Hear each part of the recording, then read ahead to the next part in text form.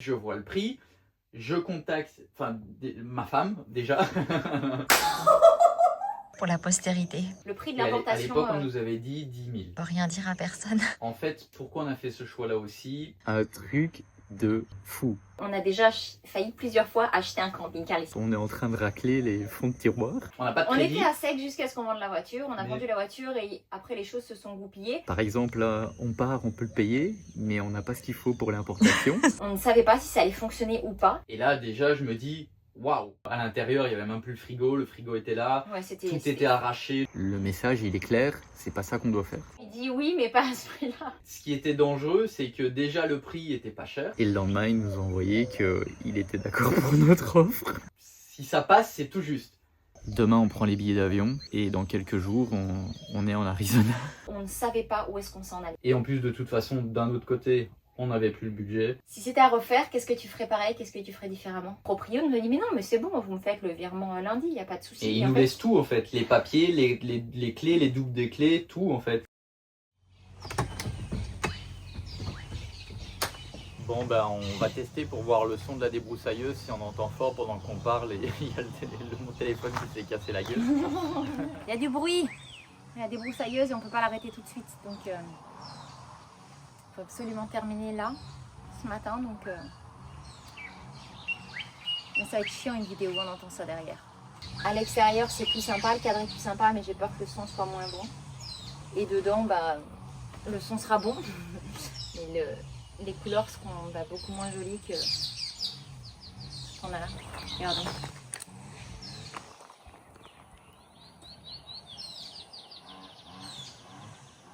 Ça y est, vous l'avez peut-être vu dans la dernière vidéo, mais Joyeux a enfin pu être plaqué Yucatan, pour notre plus grand soulagement. Cette étape étant enfin derrière nous, voilà donc venu le temps de vous parler de comment nous nous sommes retrouvés presque du jour au lendemain à partir aux USA tous les 6 pour acheter un camping-car que nous n'avions vu qu'en photo. Alors, comment nous sommes-nous retrouvés à acheter Joyeux?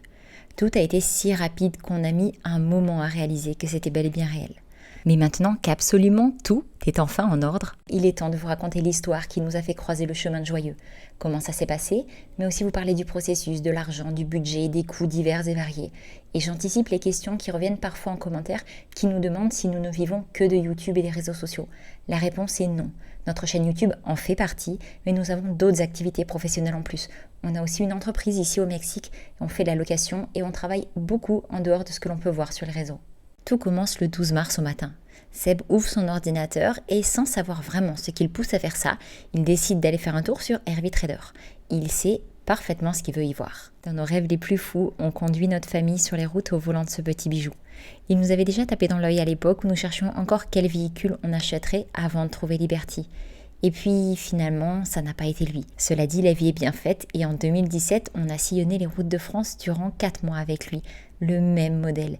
C'était notre Hercule. C'est à ce moment-là qu'on en est totalement tombé amoureux.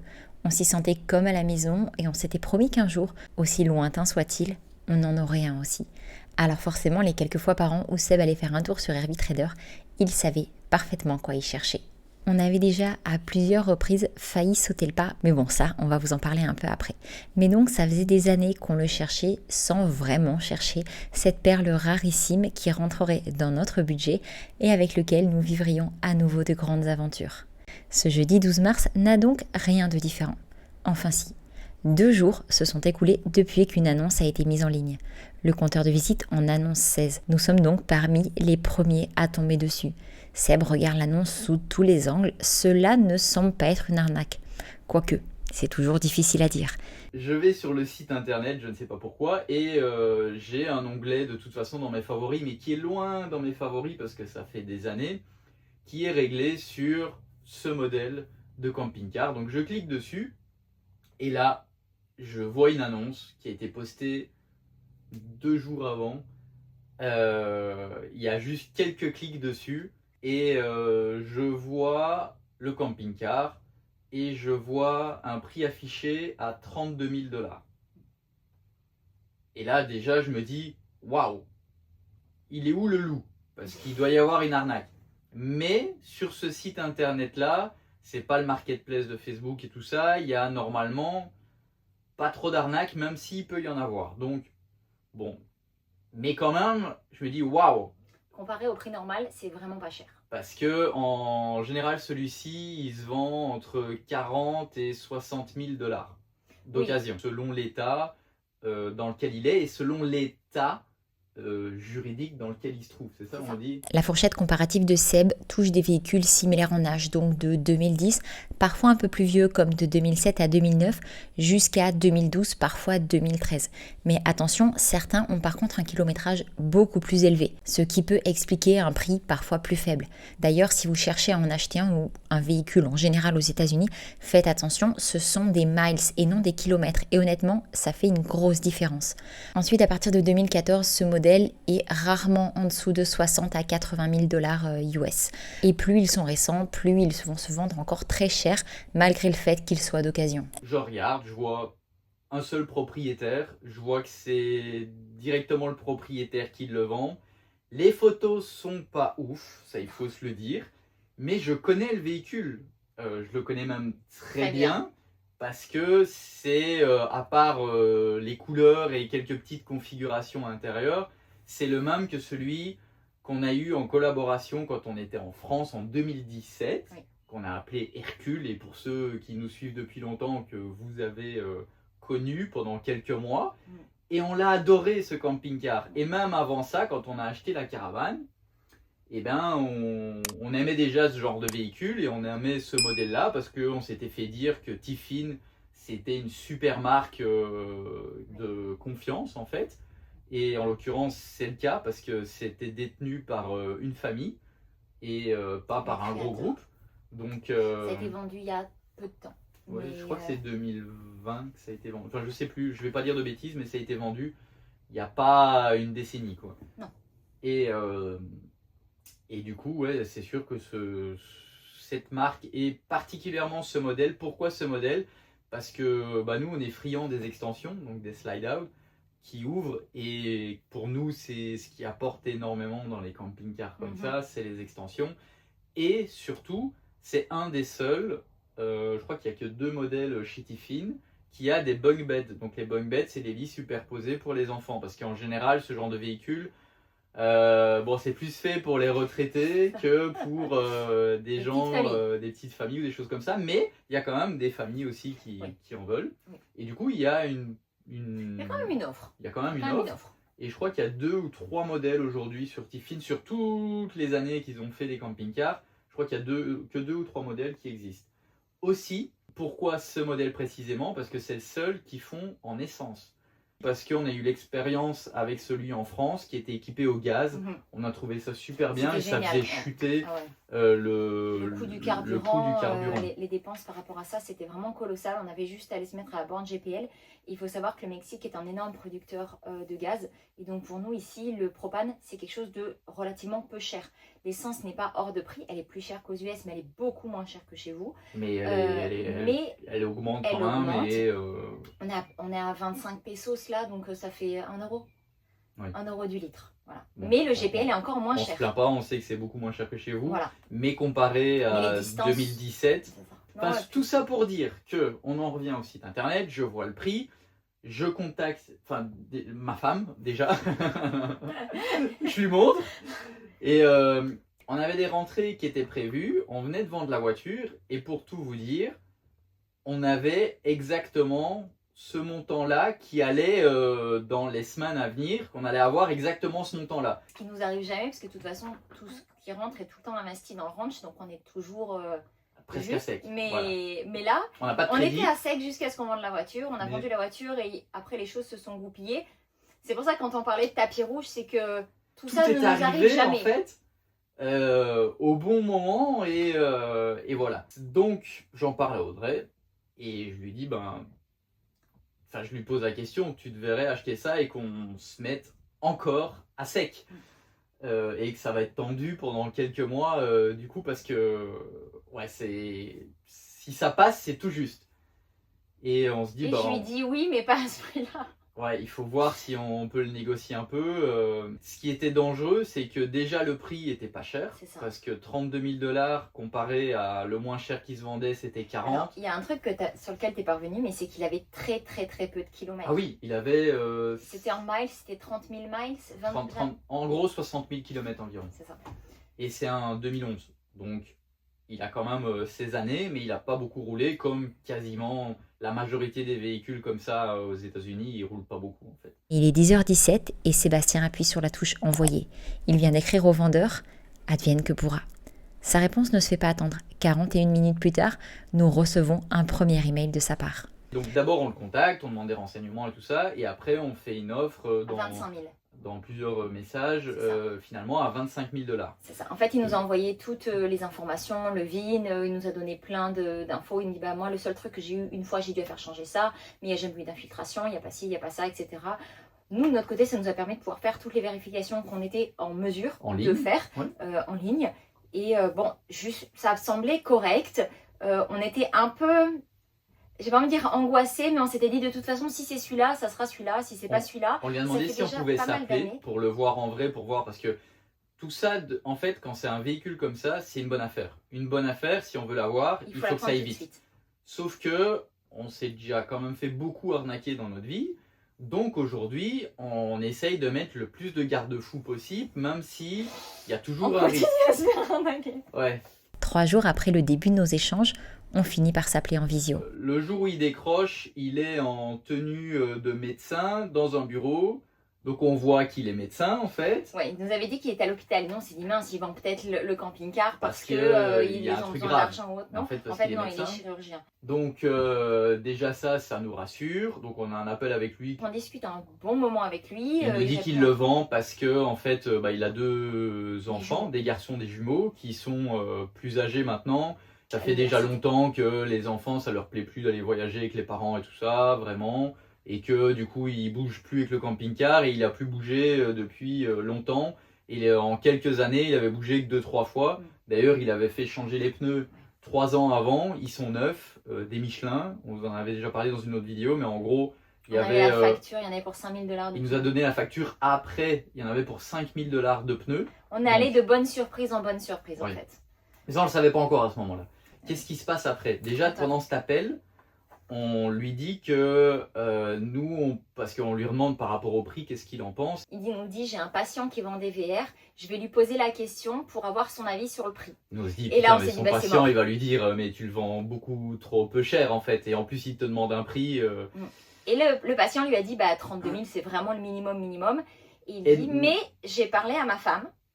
Ça se passe, je crois, le lendemain ou sur le lendemain. Il dit, mais j'ai parlé à ma femme, et si c'est pour vous, on vous le laisse. Mais on avait fait, du coup, on avait dit, nous, on a regardé un peu nos comptes, et c'était vraiment vrai, on pouvait aller jusque, c'est 27 ou 28 28. C'est 27 ou 28 qu'on dit. On peut aller jusque là, parce que nous, à ça, on va devoir encore ajouter le prix de l'importation. Et jusque là, on lui dit encore que, par contre, on veut être honnête avec vous, nous, il nous intéresse vraiment beaucoup, mais tout va dépendre de le prix de l'importation de quand ils vont nous revenir, combien ça va être. Parce que si c'est plus que ce qu'on a dans la tête, c'est impossible. C'est impossible, on ne pourra pas parce qu'on n'a pas l'argent en fait. On a été honnête avec lui, on leur a dit, nous, il nous intéresse vraiment, mais on n'a pas...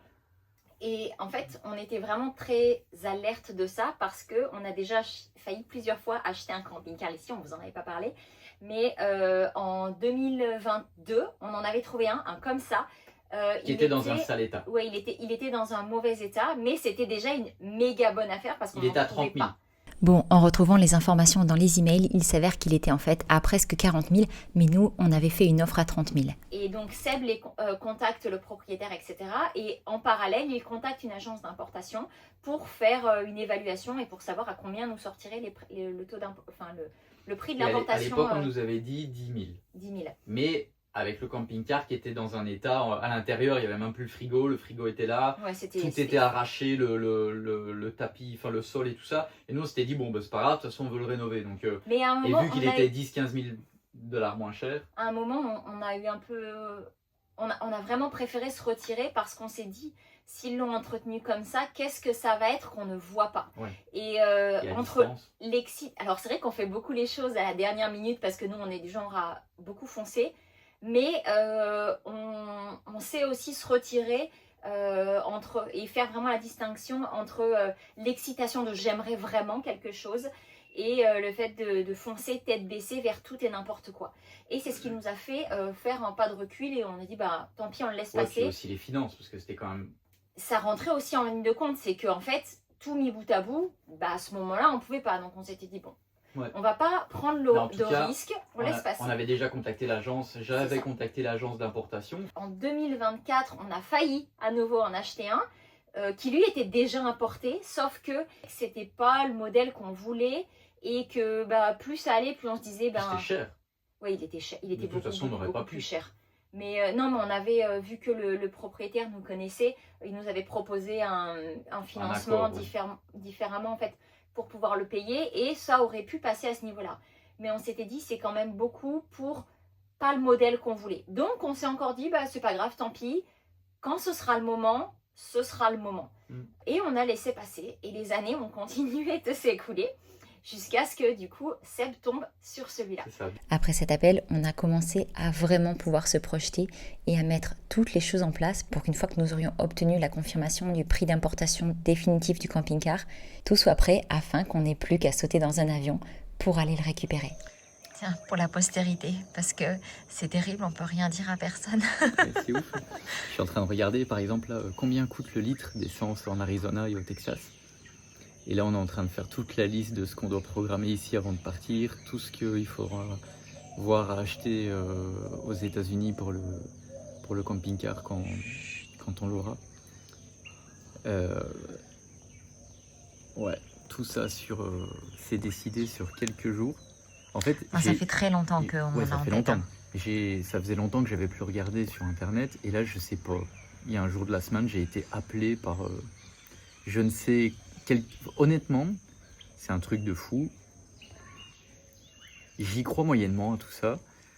Il y a quelque chose qui m'a attiré par aller taper Tiffin Allegro sur les recherches sur Facebook et sur un site de vente de camping-car aux États-Unis. Et je suis tombé sur celui-là. Il était depuis 2 jours en ligne. Il avait 16 vues. Le prix est incroyable et je me suis même dit c'est pas possible, c'est une arnaque. J'ai envoyé un mail, j'ai eu une réponse, on a fait une offre, déjà que le prix était bon mais on pouvait pas ce prix là, on a fait une offre, on a eu quelques échanges, on a fait un appel avec le propriétaire et le lendemain il nous a envoyé qu'il était d'accord pour notre offre. Un truc de fou.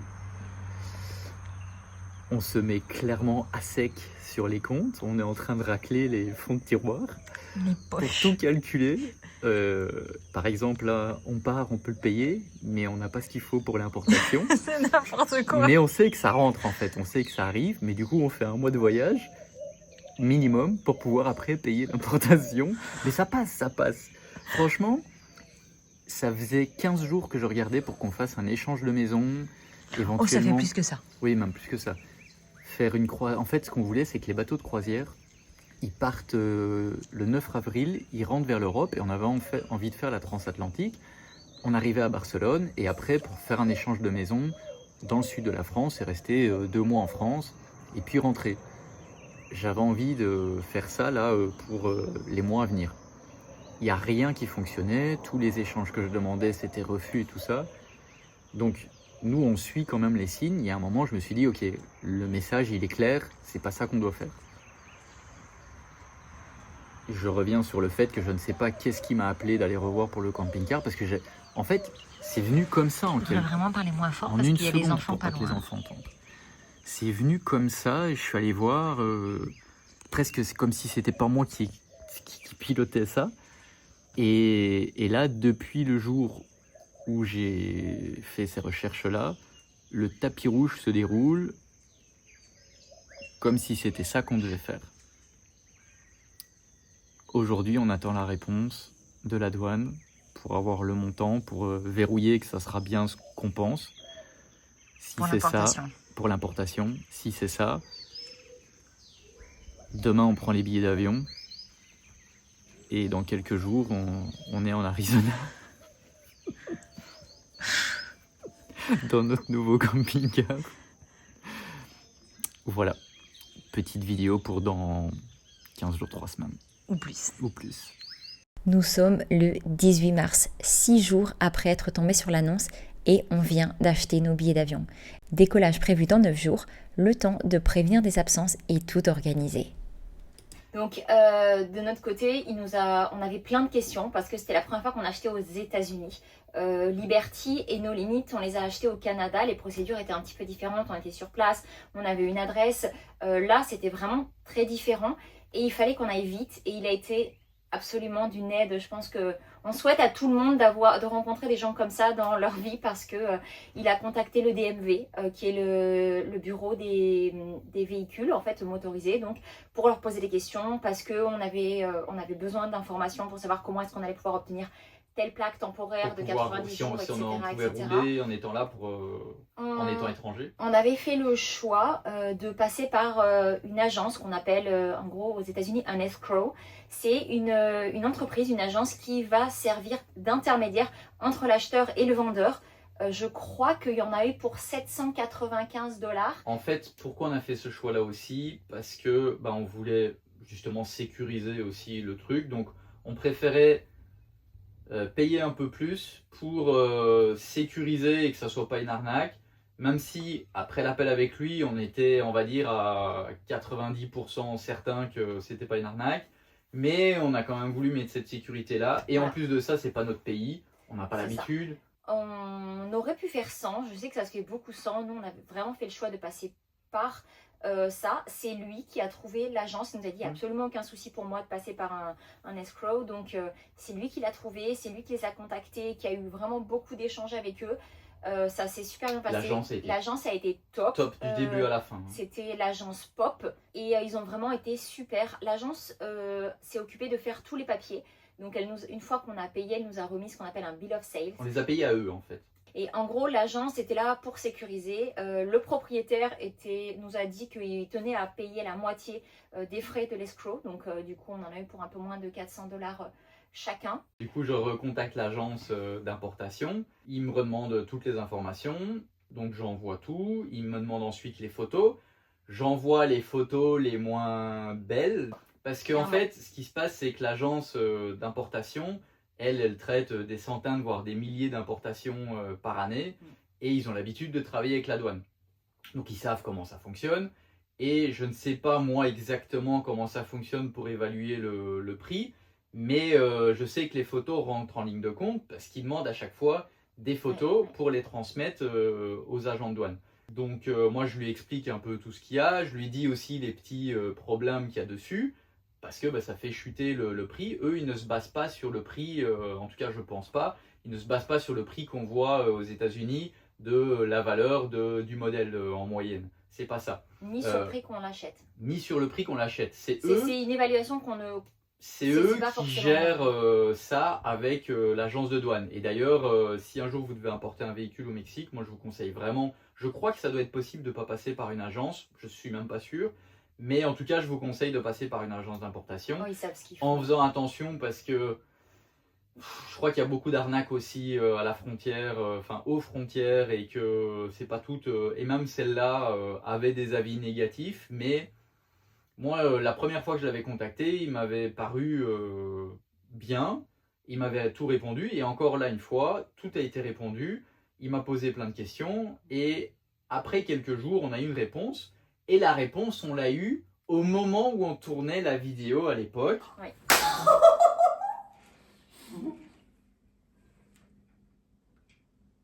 Una locura.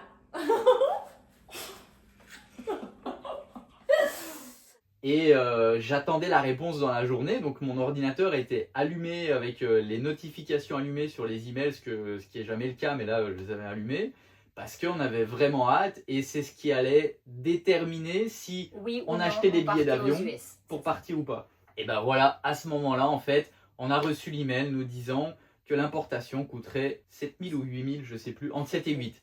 Mais du coup, c'était en dessous des 10 000 qu'on s'était mis dans notre tête. Et de toute façon, 10 000, on s'était dit, ça va déjà être compliqué. Ouais, parce qu'on n'avait pas, en plus, on n'avait n'avait pas pas. l'argent. On avait des contrats professionnels qui rentraient, donc c'était planifié pour les mois suivants. Donc on savait qu'en fait, en partant aux États-Unis, en restant 2 mois aux États-Unis, ben, à la fin des 2 mois, on aurait l'argent pour payer l'importation. Ouais, entre ce qu'on nous Mais- devait et l'argent qu'on devait toucher, on allait arriver. Tout juste, en faisant attention aussi sur place le plus possible, tout en sachant que bah, y a des trucs, c'était important de les acheter aux États-Unis parce que ça se trouve pas au Mexique et que ça coûterait moins cher. Donc franchement, ça a été, même encore là, c'est encore tendu, mais on est content, tout est passé et c'est dans ce sens-là Puis qu'on on a disait vécu 2 mois. tapis extraordinaires. rouge parce que tout est arrivé comme C'était ça tellement devait arriver. improbable que ça se passe comme ça. Alors oui, on a eu des pépins sur la route, vous les avez vus, l'extension et tout ça, mais en fait, c'est des petits pépins qui n'ont pas coûté une fortune et que j'ai pu réparer et que du coup, ça s'est bien passé. Oui. Mais tout a été tout juste jusqu'à temps de revenir ici, quoi. Donc une fois qu'on a eu cette confirmation de l'agence par rapport au prix annoncé par les douanes, Seb a recontacté le propriétaire, on a recontacté l'agence et du coup, dans la foulée, t'as fait les visas pour ceux qui n'en avaient pas et t'as acheté les billets d'avion. Le propriétaire nous avait donné une date, plus ou moins, il avait dit ben, je pense que tel jour ça va être un peu trop juste parce que il a fait faire l'entretien ouais. complet sur le véhicule. Non, pas complet, mais il a fait faire un gros entretien quand même.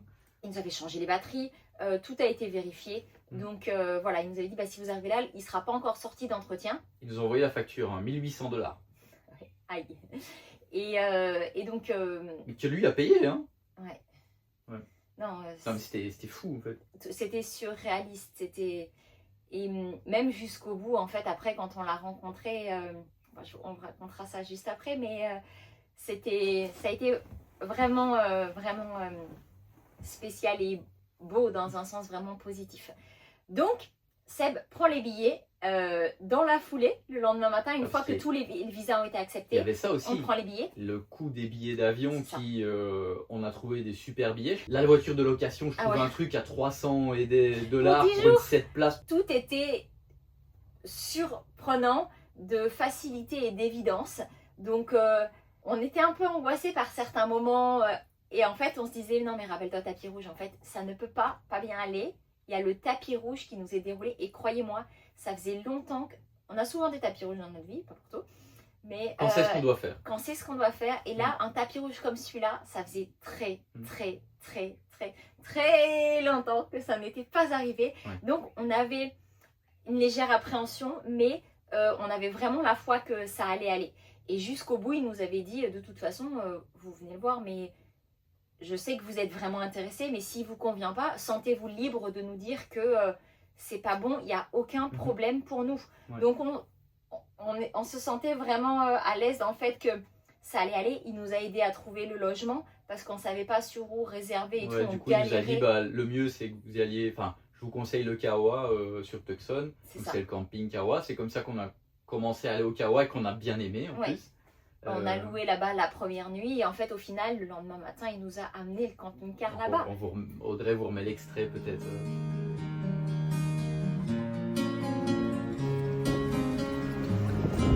Ah regardez les enfants, c'était celui-là qu'on avait quand on était en France.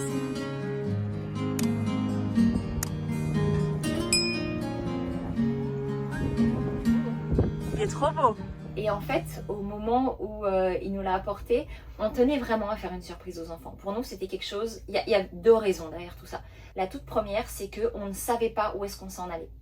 On ne savait pas si ça allait fonctionner ou pas. Et si ça n'allait pas, je peux vous laisser imaginer la déception des enfants qui savent qu'on a toujours voulu avoir un camping-car pour... Et qu'eux aussi. Voilà.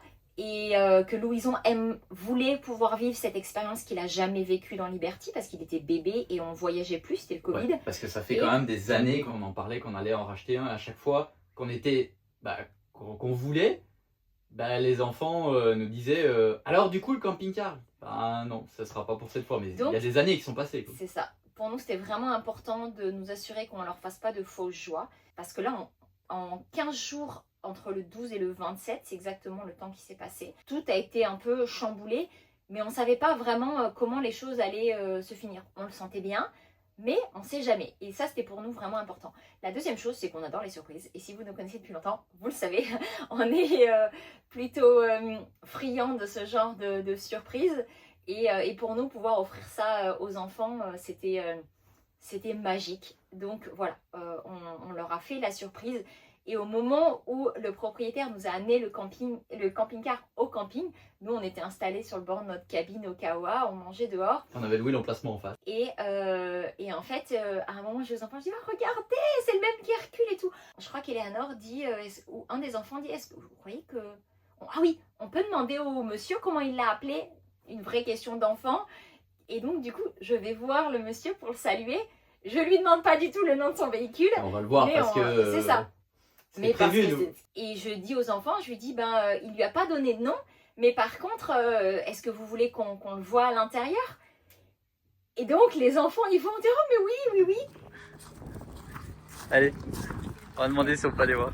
Ils sont super gentils. Ouais. Allez-y. Allez-y, vous pouvez rentrer voir. Je passe en premier. Non, vas-y.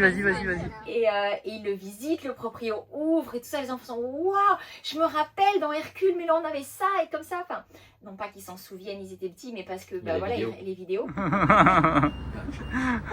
Waouh. Vous trouvez ça comment les enfants? C'est impressionnant. C'était le même. C'était un petit peu différent là et le canapé était différent. Et à un moment, en fait, on annonce aux enfants, et si on vous disait que ce camping-car, enfin le monsieur, il est là pour nous, en fait, là pour nous. Et il dit, non, c'est pas vrai. On dit, si, en fait, on va l'acheter. On a l'extrait vidéo complet. Et là, ils sont tellement choqués qu'ils ne nous croient pas. Titi, il dit, mais non, c'est pas vrai. Eleanor et Louison sont comme, ils savent pas comment réagir tellement c'est fou. Et ça, pour nous, c'était vraiment, vraiment magique.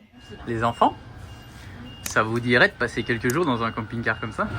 Oh oui. Oui. Très bien. Quelques jours, hein. Et si on vous disait que ce camping-car ici, c'est pour qu'on puisse être dedans pour les vacances? Alors, tu voudrais dire que monsieur, c'est pas son camping-car, mais il vient nous... Et si on vous disait même que monsieur, c'est son camping-car, mais qu'on est en train de lui acheter et que ça va être à nous? Non. Eh bah si. Eh bah si. C'est notre camping-car. On est en train de l'acheter ce camping-car. On est venu ici pour acheter le camping-car et voyager avec. Ça vous fait plaisir? Ça vous fait plaisir? C'est pas vrai. C'est pas vrai. Si, c'est vrai? Ça va être à nous? Si, c'est la vérité. Si, c'est la vérité. Une fois qu'on l'a eu en main, il a fallu démarrer les procédures. Et là, il y a un truc qui nous a vraiment surpris positivement, encore une fois, c'est que, en fait, c'était le week-end et on ne pouvait pas faire le virement parce que la banque, ça allait pas fonctionner pour pouvoir le recevoir et donc, du coup, on n'allait pas pouvoir lancer les procédures là, maintenant.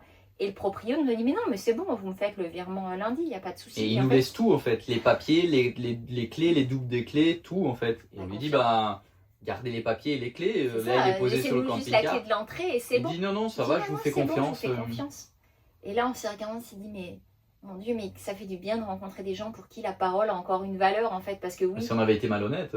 On aurait très bien pu se barrer avec, mais ça nous serait jamais venu à l'esprit. Mais je pense que ça a ajouté à la sympathie, d'autant plus que le moment a été vraiment bizarre au moment où il est parti parce que il était très très triste de le vendre et on a vraiment eu le sentiment qu'il voulait nous mettre bien parce que il avait racheté un tuyau d'évacuation, il nous avait racheté un tuyau d'eau tout neuf, il avait acheté un régulateur de pression, enfin des petits détails mais qui faisaient que c'était le petit détail, le plein d'essence, le plein de gaz, rien que ça il y en avait pour 500$ quoi. Ouais. Le départ a été un peu particulier parce qu'on se disait on avait du mal à se réjouir parce qu'on voyait que c'était quelque chose qui avait été un peu difficile pour lui. Heureusement, on s'est revu après et franchement, ça allait. Mais c'est vrai que ce moment-là a été un peu particulier. Voilà. Et je pense que c'est important de le dire dans le monde dans lequel on vit, qu'il y a encore des gens bien, il y a des gens qui ont encore une parole et qui l'incarnent, qui se contentent pas. Qu'il y ait spécialement de contrat. C'est ça. Et qui mettent en pratique leurs paroles et la confiance, et ça ça fait du bien de voir que ça existe encore, même si ça devient de plus en plus des oiseaux rares. Ouais. Donc c'était vraiment un beau moment et à ce moment-là, on a commencé doucement à réaliser. Ouais, doucement, hein, parce Doucement. que On a mis du temps. on était dedans et on se disait putain c'est à nous. Ouais. Ça fait bizarre. Ouais. Et encore les premiers jours on s'est dit bon non, tant qu'il n'est pas payé vraiment, tant qu'on n'a pas fait le virement, il n'est pas à nous. D'ailleurs on voulait se débarrasser de l'argent. Là on voulait parce qu'on se dit imagine, j'en sais rien. On voulait que l'argent il sorte pour ça y est c'est réglé. Après même si ça a fait bizarre de voir tout l'argent partir et qu'il n'y avait plus rien sur le compte. Mais on avait un camping-car. C'est ça. Bon, une fois qu'on l'avait, un des paramètres qu'il a fallu gérer, c'est qu'il était vide. On n'avait pas de drap, pas de serviette, pas de couvert, pas d'assiette, de casserole. Ça a été le moment préféré d'Audrey, je pense. C'était très cool. Moins pour le budget, mais on avait prévu une petite enveloppe pour pouvoir l'équiper. Walmart. C'est ça, Walmart principalement, et on a aussi fait quelques achats sur Amazon. Regardez ce qui était le moins cher. Regardez. Oui, rapidement. 14, super soft, mattress pad. C'est quoi la différence? Waterproof? Aucune idée. Ah, waterproof et là pas waterproof. Alors, si, waterproof. Mon magazine? Ouais, bah là, beaucoup là. Bah là, on est en train de tout acheter pour le camping-car et tout. Maintenant qu'ils savent, c'est bon. Mais là, on trace parce qu'on met un temps de dingue. Il est déjà 6 heures, je sais pas quelle heure ça ferme. Il est 19h42, on n'en finit plus des courses, on n'en peut plus. Mais il faut absolument qu'on termine parce que il faut qu'on puisse dormir et manger ce soir. Donc là on l'a équipé et honnêtement ça a été chouette parce que j'ai vraiment réussi à trouver des trucs qui me plaisaient. Et c'est vrai que plus ça avance dans le temps, moins on essaye d'avoir de choses, mais que les choses qu'on est... Alors, ouais. Non attendez. On a trop de choses. Ouais. C'est trop à gérer. Et on le sait. On le sait. Et plus ça va, plus on essaye de simplifier et de limiter les choses qu'on a. Mais par contre, quand on doit acheter quelque chose, on essaye que ce soit vraiment quelque chose où on sent que ça nous donne du baume au cœur de l'utiliser. On a un peu des étincelles dans les yeux. Et ça va être le cas, par exemple, avec ce que j'ai choisi pour la cuisine, etc. Par exemple, ça s'est vérifié avec le camping-car. Finalement, on aurait eu l'occasion d'en acheter d'autres, mais on ne l'a pas fait parce que, bon, si on le fait, on essaye de faire ça correctement. Donc, on l'a équipé petit à petit, on va dire. On a fait l'essentiel au début. Après, ça a plus été des petits ajustements. Et comme ça coûte quand même beaucoup moins cher aux US et que c'est beaucoup plus joli que ce qu'on va trouver au Mexique, on l'a fait à ce moment-là. Et puis après, il a fallu passer à la partie paperasse. Ouais, paperasse, continuer la paperasse en fait, parce que ça a été quand même assez long. Oui et non. Parce que par exemple, là, après, il fallait faire la plaque provisoire. Donc là, on est allé au quoi là DMV, département des véhicules à moteur. Ouais, donc là, c'est toi qui... Ah non, c'est le propriétaire qui avait contacté parce que il sait plus que nous comment ça se passe et qu'est-ce qu'il fallait demander. Et donc il nous a aidé là-dessus pour avoir une plaque provisoire. Et donc il nous a confirmé qu'avec juste le title, non sans le title, c'était quoi? On n'avait pas besoin du title parce que le title était encore détenu par la banque à ce moment-là. Oui, parce qu'il fallait 3 semaines à 1 mois pour avoir le title, que la compagnie d'escroc ait le temps de le débloquer. Et ça prend 3 semaines à 1 mois. C'est la banque qui le débloque et parfois ça peut être un peu long selon les banques. Donc, quand on achète quand Seb a pu faire le virement et que l'agence a reçu, on a reçu un bill of sale qui peut se faire en fait en dehors de passer par une agence. Ça, c'est pas nécessaire. Mais nous, comme on passait par l'escroc, c'est lui qui nous l'a fourni. Et en allant directement au DMV avec ce bill of sale et le permis étranger de Seb, ils ont pu nous sortir des plaques. Ça a pris quoi Permis de conduire. Oui, c'est ça, avec ton permis de conduire. On en a eu pour une demi-heure entre l'attente et la gestion du truc. Donc, pour 15 $, ça nous a coûté. Comparé à ce qui s'est passé ici au Mexique, dans le Yucatan, pour avoir les plaques et l'importation, on va en venir après. L'importation était beaucoup plus simple. C'était cher, mais c'était plus simple. Oui et non. Oui, parce que l'agence a géré, mais ça a été long. Ah oui. Ça a quand même été long. C'est long, en fait. Quand tu vois Là, tu arrives 15-30 minutes, tu as des plaques provisoires, alors que tu es étranger et tout, et que c'est pas une procédure qu'ils font tous les 4 matins non plus. Disons qu'on a souvent pensé à cette mini demi-heure, le mois et demi où on a attendu nos plaques ici. Parce qu'ici, c'était vraiment juste faire les plaques. Ouais, et parce que puis tout même était importé. l'importation en fait. Parce que oui, ça a été l'importation, mais ça n'a pas été très rapide. Hein. Disons que comparé aux plaques, si. Oui, comparé aux plaques, oui, c'est sûr. Et puis on parlait d'une importation définitive. Donc ça, c'est très différent de l'importation temporaire. Hein. Ouais, bah, du coup, on va faire ces plaques-là. Et après, du coup, on a pu commencer à voyager. On avait 90 jours. Et nous, de toute façon, on s'était fixé 2 mois. Parce que de toute façon, on ne pouvait pas plus non plus. Aux États-Unis, donc on a commencé à bouger. Donc là, vous avez su le voyage. Regarde, on y est. C'est incroyable. C'est trop beau. Le fait d'être monté de 4 mètres, on est au-dessus Ça des change arbres. tout. Je te Enfin, disais on de fait monter. pas 4 mètres quand même. Je sais pas. On est plus bas que Liberty.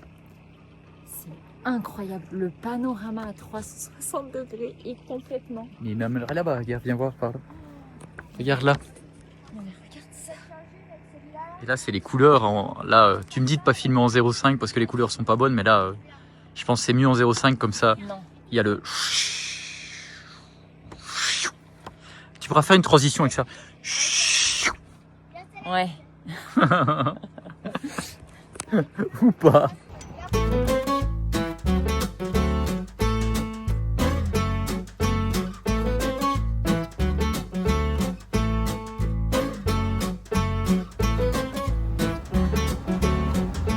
Et après, il est arrivé le moment où on s'approchait de la fin. Donc on s'est rapproché, on allait vers San Antonio qu'on a adoré. Ouais. Et on est resté au Karoa 15 jours. Là. Ouais, 10 jours je crois. Et voilà, pour être pas loin de Laredo, là où l'agence d'importation se trouve. Et on y est allé 2 jours avant qu'ils soient importés. 1 jour, 2 jours, 2 jours avant, je sais plus.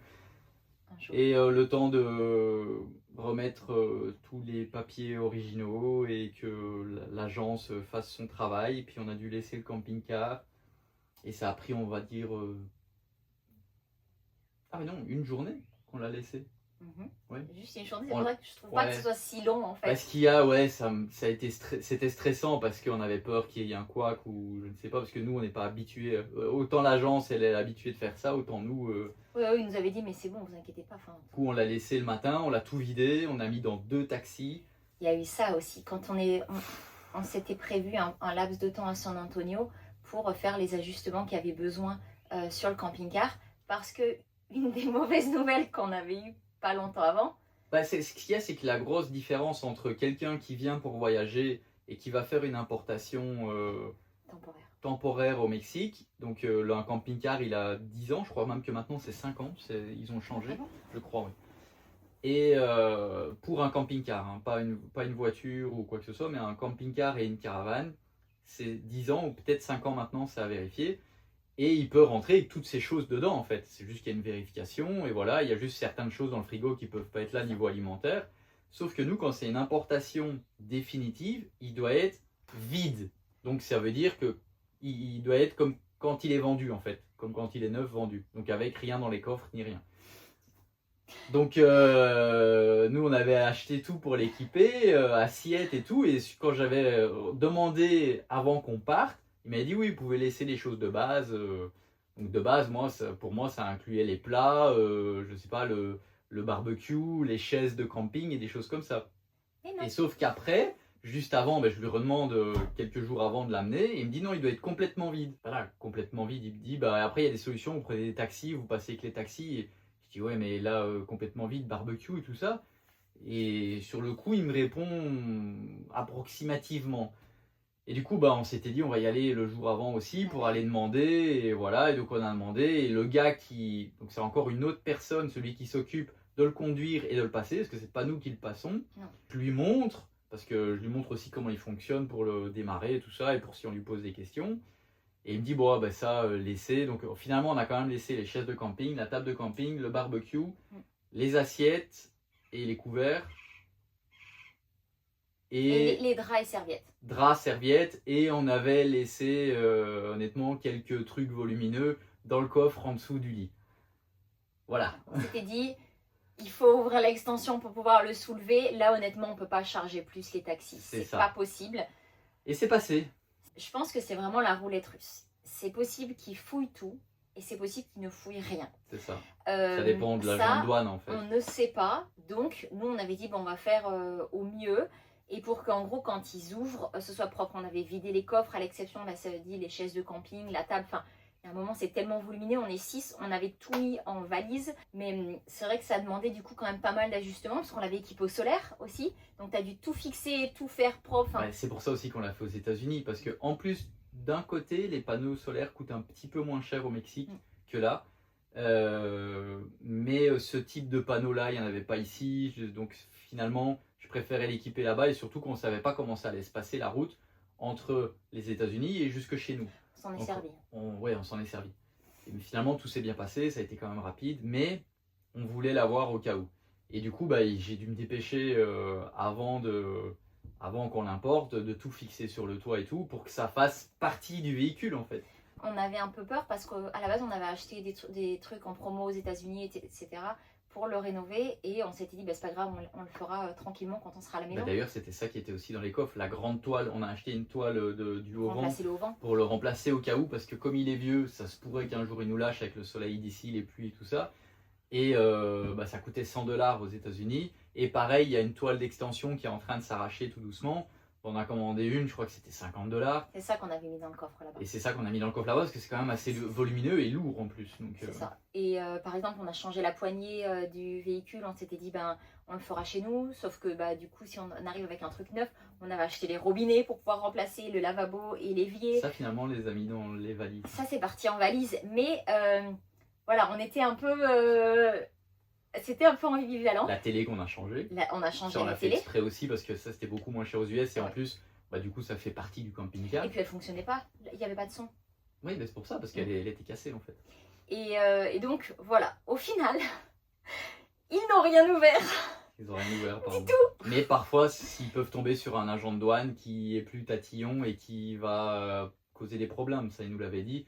Donc eux, ils s'assurent que voilà, ce qu'il nous avait dit principalement, le gars qui nous a fait le tour, il a dit quand il va rentrer, qu'il va monter, il faut qu'ici ça soit qu'il n'y ait rien en fait. Donc si par exemple les plats et tout ça, tout doit être bien rentré dans les placards et que si jamais il ouvre un placard, que ça ne soit pas bondé à l'intérieur. Ouais, et du coup on avait vraiment fait le place net en fait et c'est ce qu'il y a eu, il est rentré, il a regardé, ok c'est bon, et ça passe. Et ils n'ont même pas ouvert un coffre. Et on en avait discuté avec une autre personne avec qui on avait failli acheter le camping-car à l'époque, là du coup en 2024. Et il avait eu pareil. Et lui, il avait eu, je crois qu'ils avaient ouvert un coffre, enfin vraiment rien du tout. Donc ça peut arriver, je ne vais pas dire que c'est à chaque fois le cas, mais ça semble en tout cas, ce que vous laissez, du coup, il faut être prêt à le perdre. Voilà. Oui, voilà, c'est ça. C'est ça, en gros. Nous, du coup, on avait donné la nourriture. Mais ça, la nourriture, on n'a pas chipoté. Ça, par contre, même quand on passe avec un véhicule temporaire, pour une importation temporaire, il y a un certain nom, un truc catégorie de nourriture que ça niet. Et en plus, là, ils le vérifient vraiment parce qu'ils font le tour du camping-car au complet. Donc non, ça c'était parfait, il y avait une église juste à côté de l'importation et donc du coup on a pu aller tout donner. On avait déjà fait un gros tri avant, tu avais donné ton Karcher au monsieur du Kawa qui était adorable, un des employés. Ça aurait pu passer, voilà, tout ça aurait pu passer. C'est pas grave. Le compresseur, je l'avais attaché, fixé dans le camping-car. Au final, il est bien. J'ai acheté un compresseur exprès pour si jamais on éclatait un pneu ou enfin qu'il y avait un problème un pneu pour pouvoir le regonfler tout seul en fait en étant sur la route. Et je l'avais fixé dedans pour s'il demandait quelque chose, en fait ça fait partie du camping-car en fait. En fait c'est ça, tout ce qui va être attaché au camping-car et qui vraiment est cohérent avec, ça passe. Donc ça je pense c'est vraiment un truc important. En toute honnêteté je l'avais taché avec la prise de courant, la grosse prise noire. J'avais fait des taches noires dessus pour montrer qu'il était usé. Ça, franchement ça passait bien hein. Le porte-moto vélo à l'arrière. On avait dit aux enfants de mettre plein de gravier dessus, ils pouvaient jouer dessus et tout ça pour le salir et qu'il paraisse plus ancien et pas neuf. Et 2 jours avant qu'on parte, il y a eu une méga tempête et il était nickel. Ouais, ah oui, c'est vrai. Et du coup, c'est moi qui ai repris les jeux de sable des enfants, qui en ai remis plein. et après qui est tout enlevé, donc il était vraiment Parce qu'il crade. devait faire partie du Il véhicule. devait Voilà, et là je voulais pouvoir mettre la moto dessus et les vélos quand on part. Donc Parce qu'il y a, c'est qu'il Ouais. en fallait un qui soit adapté au VR et c'est pas le cas de tous en fait. Celui-là, il ne bouge pas. Enfin, il n'y a même pas de petits jeux, rien. Il ne bouge pas. au final, C'est une extrêmement fois qu'il a adapté été pour. importé, on l'a démonté pour le voyage parce que comme les routes ici, comme vous l'avez vu, que j'ai bien fait de l'enlever pour éviter de l'accrocher. Ouais. Et voilà, mais au moins on l'a le jour où on en a besoin, il est là. Si c'était à refaire, qu'est-ce que tu ferais pareil? Qu'est-ce que tu ferais différemment? Bah, je crois que je referai tout pareil, hein, parce que finalement tout s'est bien passé. Les agences, top, franchement. Je crois que dans la vidéo, on voyait un peu le nom de l'enseigne, je sais plus. On vous les conseille sans vous les conseiller, parce qu'on a vu dans les commentaires qu'il y a des gens pour qui ça s'est mal passé. Mais en tout cas, si vous répondez à toutes leurs questions et vous leur apportez les papiers qu'ils demandent, voilà, c'est carré. C'est une agence d'importation qui est là depuis.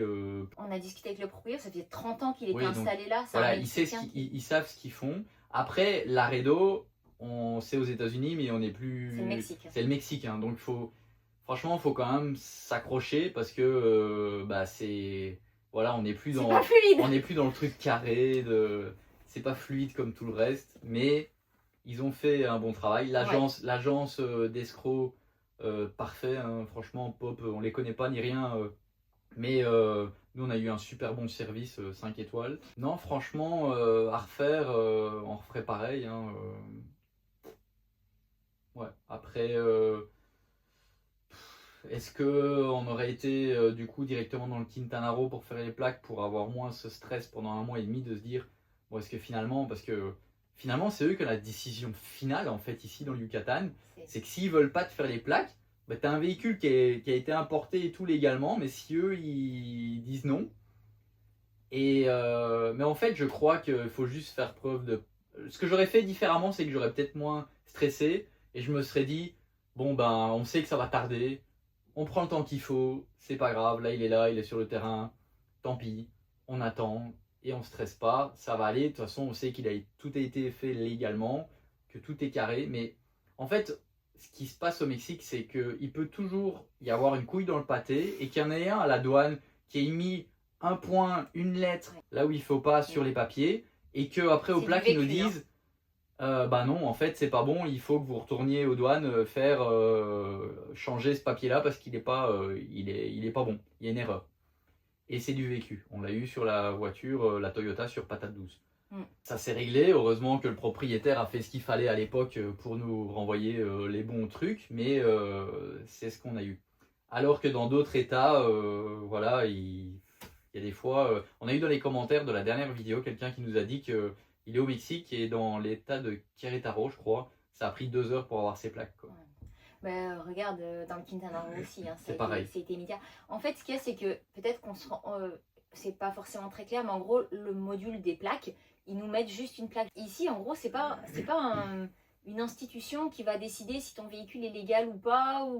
Ils sont juste là pour faire ton permis de conduire et pour te donner ta plaque, en fait. Ben si, aussi, parce qu'ils font un contrôle de véhicule. Ah si, si. Si, ils sont là aussi pour vérifier, je crois. Ou alors ils font du zèle et ils veulent faire plus que ce qu'ils doivent Mais faire. regarde, Mais l'agence était fou quand on leur a dit ils veulent pas nous donner les plaques. ouais, l'agence me dit... L'agence d'importation, mais il je dit comprends mais pas. ils sont frappadingues en fait. C'est D'ailleurs, quoi il leur faudrait que je leur problème? envoie un message pour les remercier, leur dire ça y est, on a enfin les plaques, je ne l'ai pas fait. Mais ils sont, franchement, il y a eu ça aussi à un moment, il y avait l'histoire de la date, l'année, et du coup tu les as appelés, ils ont dit mais non c'est normal, ils ont fait un message vocal pour expliquer et tout ça. Franchement l'agence a été top et d'une immense aide et ils ont vraiment bien fait leur boulot. Ouais. L'agence Pop que tu disais juste avant, on peut passer sans, nous on a apprécié parce que ils ont tout géré et en l'occurrence il y avait un souci sur le title, il manquait un truc, donc ça, ils ont dû renvoyer à l'ancien propriétaire, ils ont fait des allers-retours comme ça. Donc le truc qui prend normalement 3 semaines, un mois, ça a pris un peu plus. Heureusement qu'il y avait cette agence. Ils nous l'ont envoyé par FedEx là où on était. Au moment où ils l'ont reçu, ils nous ont dit où êtes-vous? On vous l'envoie par transporteur. D'ailleurs, on n'était pas à un endroit super, si vous vous rappelez, on était sur un parking de gravier. C'était juste avant qu'on passe au Texas, on n'en pouvait plus de cet endroit-là, c'était vraiment... Mais bon, c'était l'endroit où on avait besoin d'aide parce qu'on avait les batteries à recevoir pour pouvoir être équipés. Il fallait qu'on récupère en effet le title qui était enfin à ton nom et tout était bien. Donc voilà, des fois je pense que ça peut valoir le coup d'utiliser les services de certaines entreprises parce que ils connaissent Moi, je leur dirais même boulot. que souvent, c'est mieux en Ouais.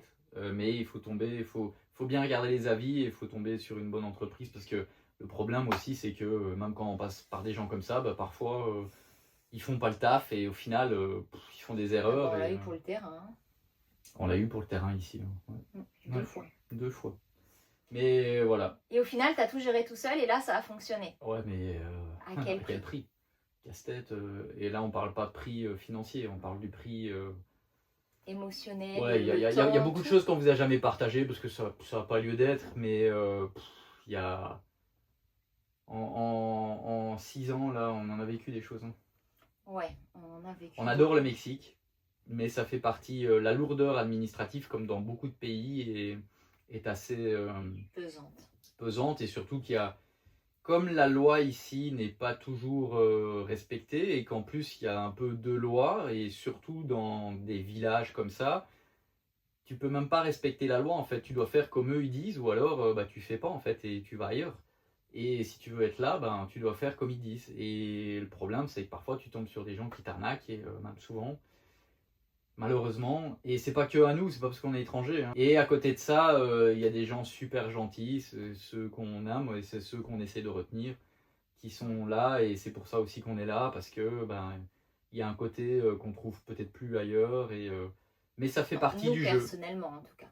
Ça fait partie de pour vivre ici, il faut accepter ça. Avoir les Si reins on solides l'accepte et pas. les tripes bien Si on l'accepte accrochées. pas, faut pas vivre ici en fait, parce que ça fait partie du. Le prix à payer, il y a un prix du à deal. payer. Et puis on est chez eux, donc soit c'est comme ça, soit il faut aller voir ailleurs, parce que c'est pas nous qui allons faire changer les choses. Si ça nous plaît pas, c'est nous Ouais. les étrangers. Hein. Clairement. Mais voilà, nous on a pris le parti de l'accepter. Il y a sûrement un jour où ce sera trop. Ouais, parce qu'il y a des fois, c'est des lourd. fois c'est pesant. Mais en attendant, voilà, on est heureux d'être là. On est vraiment heureux qu'il soit plaqué Yucatan, je vous le cache pas. Là maintenant, j'ai hâte qu'on parte avec. J'avais envie dans cette vidéo-là de dire, allez, bon ça y est, on part, mais on n'a pas encore réussi à organiser cette semaine.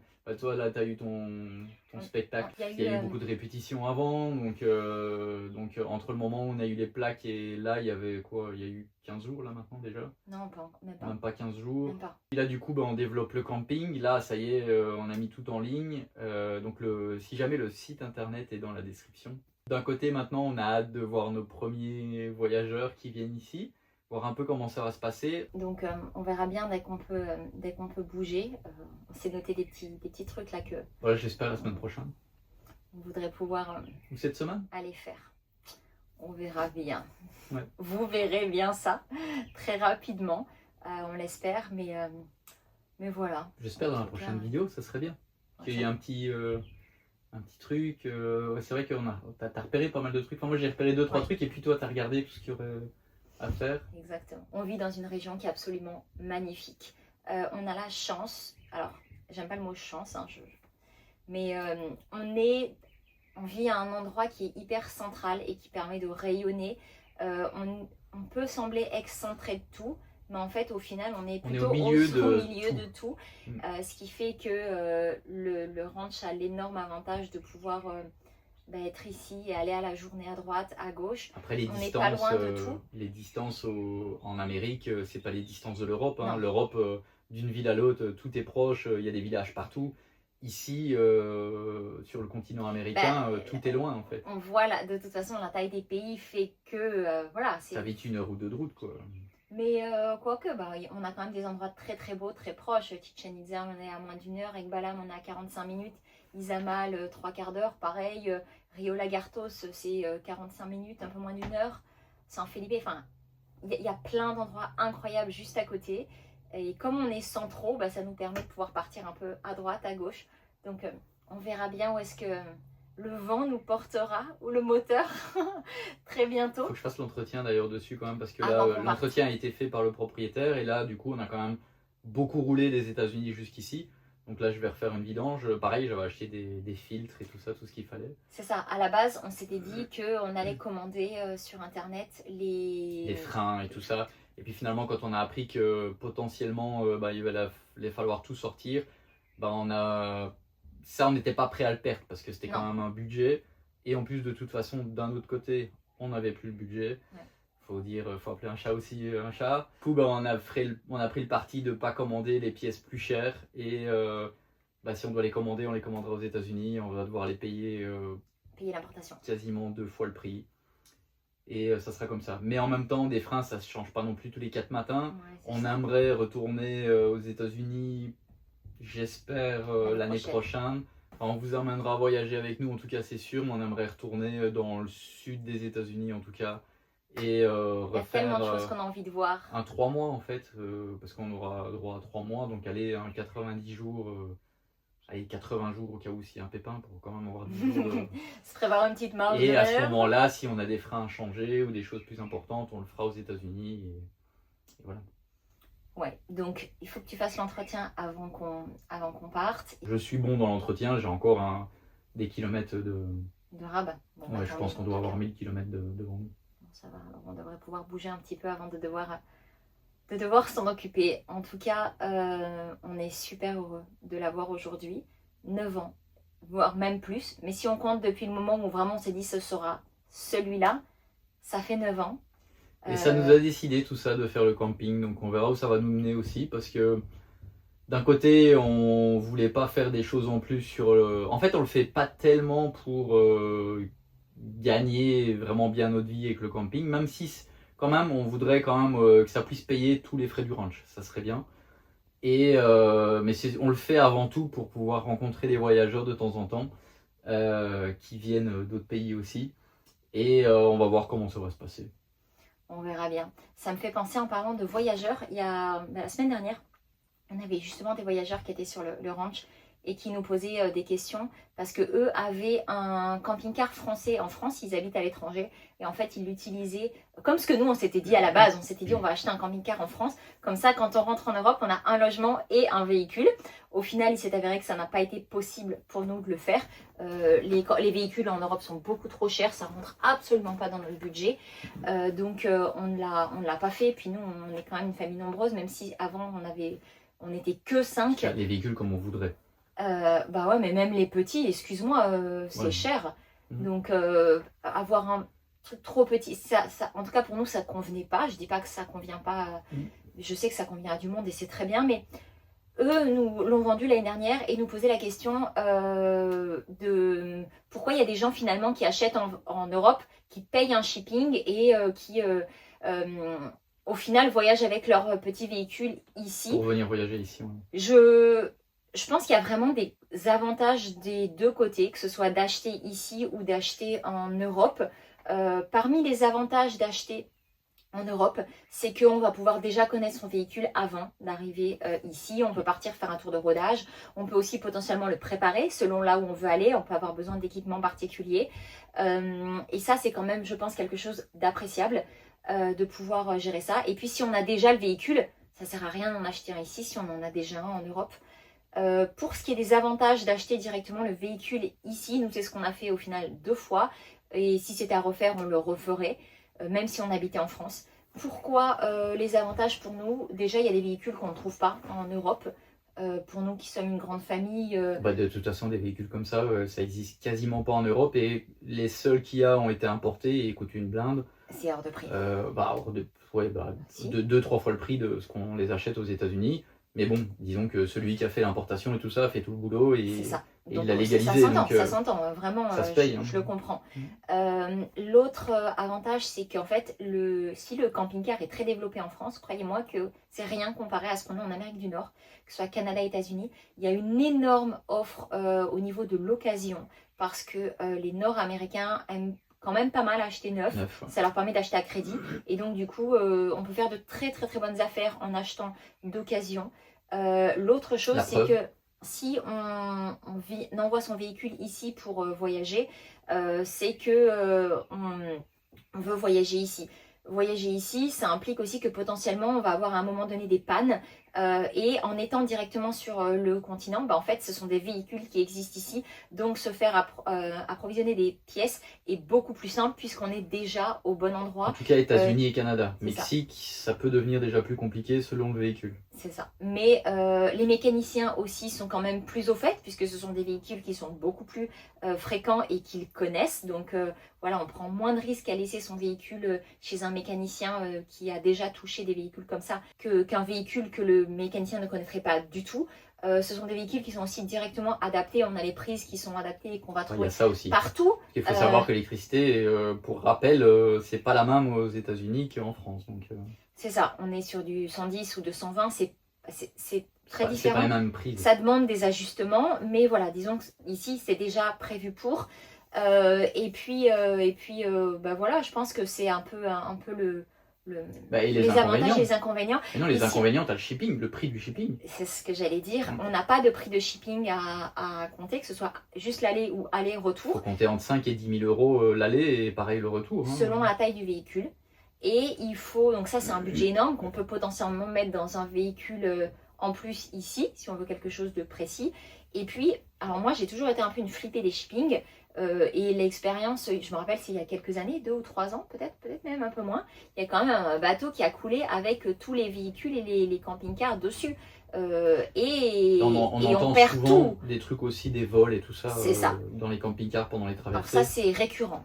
Ouais. Tout le monde blinde son camping-car parce qu'en fait, ils rentrent, ils ouvrent tout, ils pètent même les sécurités, ils rentrent, ils pillent, ils dégradent à fond. Et du coup, c'est vrai que avoir bien préparé son véhicule et se le faire cartonner comme ça, c'est un peu... Après, moi j'ai hardcore, une je trouve. question tant qu'on parle de ça, mais dans le sens inverse. Est-ce que l'un d'entre vous sait comment ça se passe si par exemple nous, admettons, donc là on a un camping-car mexicain, on voudrait pas l'importer, on voudrait aller voyager en Europe, nous en tant que...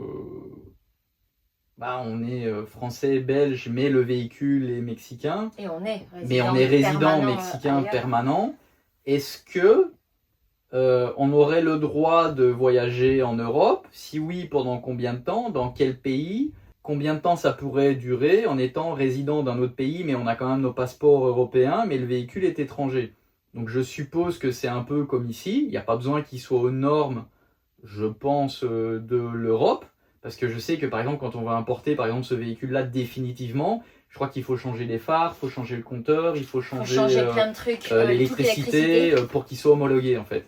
Mais là on voudrait juste, admettons, on parle, hein, on voudrait dans 2, 3, 4, 5 ans venir voyager en Europe avec lui. Comment ça se passe en fait? Est-ce que quelqu'un sait ou l'a déjà fait, ou c'est vraiment les infos là-dessus? Parce que j'ai regardé un peu sur internet et vu que dans ce sens-là, Ça se fait pas trop. ça se fait pas trop et c'est plus rare, j'ai pas trouvé trop d'infos. Mais par exemple, s'il y a des Québécois qui nous suivent et qui l'ont fait, avec un gros véhicule, pas un petit qui comme il y a en France, vraiment un gros comme ça, qui n'est pas habituel en France et qui normalement n'est pas homologué, et comment ça se passe en fait? Peut-être que Raymond et Denise avaient cherché, vu que eux ont finalement vendu Peut-être, pour je sais pas. acheter un petit en France. Je sais pas. Il faudrait peut-être leur demander. Au niveau des avantages auxquels j'ai pensé là pendant que tu parlais, il y a un autre avantage, c'est qu'ici c'est plus facile d'assurer un véhicule qui existe dans la base de données. Les véhicules européens n'existent pas ici et c'est souvent beaucoup plus compliqué pour pouvoir assurer un... Ça filme toujours? Oui. Et c'est souvent beaucoup plus compliqué de pouvoir assurer un véhicule qui n'existe pas en fait dans la base de données, alors que les véhicules d'ici, pour eux c'est vraiment des simples formalités. Nous on n'a eu aucun souci à l'assurer, on était chez Progressive et je sais que Progressive pendant un temps a assuré des véhicules étrangers, mais je ne sais pas si c'est encore le cas. Ouais. En tout cas, des véhicules américains, ils les assurent même si on est étranger. Ça, c'est quand même assez pratique aussi. Ça, c'était bien. Puis c'est assez rapide et puis on l'arrête quand c'est fini. On a tout Donc, fait sur internet, c'était vraiment très après, on peut avoir que... Enfin non, on peut pas avoir que l'assurance basique. Nous, on avait pris que la basique parce que dès qu'on veut plus, alors là, le prix devient... Enfin, c'est fou en fait. Donc on avait... aux États-Unis, on l'a assuré vraiment... en cas d'accident, si on fait un accident à quelqu'un d'autre. Mais si on était responsable, c'était si on était responsable et qu'on avait abîmé le camping-car, on retouchait rien parce que là l'assurance était beaucoup trop chère. Ouais, on avait regardé dès qu'on sélectionnait les petits trucs, ça a explosé Mais complètement. en tout cas, c'est possible de l'assurer, mais très cher.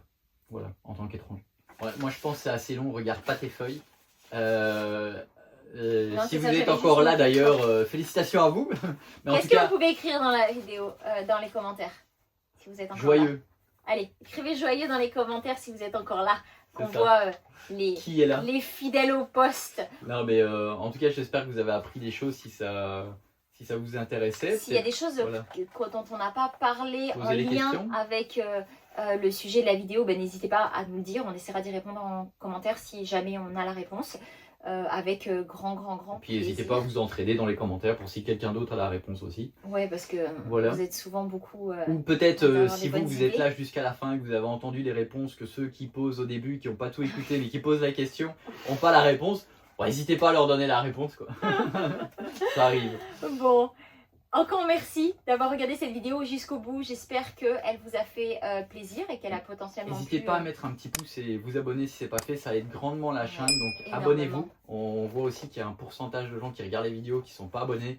Et je sais que c'est pas grand chose pour vous, mais pour nous ça fait beaucoup parce que voilà, c'est notre travail, c'est notre métier YouTube C'est et on une aime ça. partie de nos boulots. Et ben nous ça nous aide beaucoup. Donc voilà, n'hésitez pas à mettre un pouce et vous abonner si c'est pas fait. Et un petit boost tant qu'à faire, vu qu'on est dans la Un petit série. boost, mais j'ai vu qu'il y a des gens qui n'arrivaient pas à booster certaines vidéos, on sait pas pourquoi.